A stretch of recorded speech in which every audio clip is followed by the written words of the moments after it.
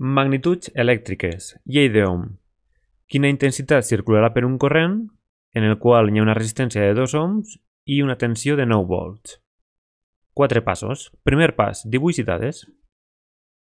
Aquí tenim un circuit dibuixat mitjançant una pila que exerceix un voltatge de 9 volts, la bombeta una resistència de 2 ohms i ens demanen quina intensitat circularà.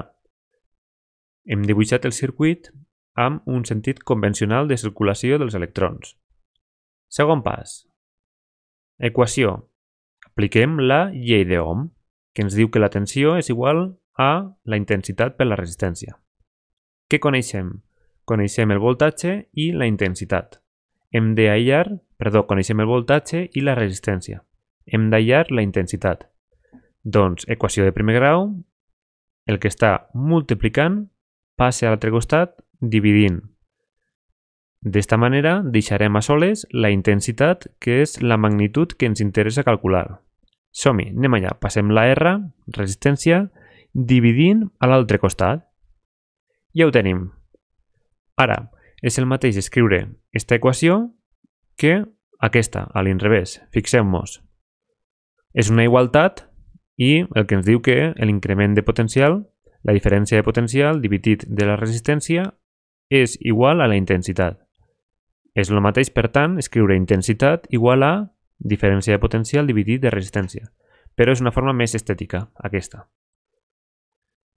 Tercer pas, substituïm. Coneixem la tensió o diferència de potencial 9 volts, sí. Coneixem la resistència 2 ohms, en la lletra grega omega, representat aquí. Dividim 9 entre 2 i ens dona un resultat de 4,5 amperes. Últim pas, comprovar el resultat. Hem de veure que el resultat és coherent. Per això muntem un circuit en el simulador que hem vist en vídeos anteriors. Posem 9 volts a la pila i una resistència únicament a la bombeta.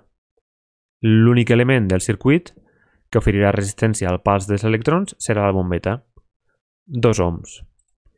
El cable no ofereix resistència i la pila tampoc ofereix resistència.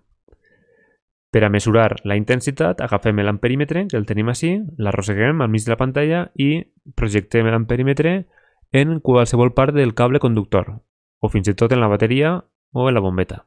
I ens dona que està circulant un corrent de 4,5 amperes. Per tant, el nostre resultat és coherent i té sentit. Fins aquí.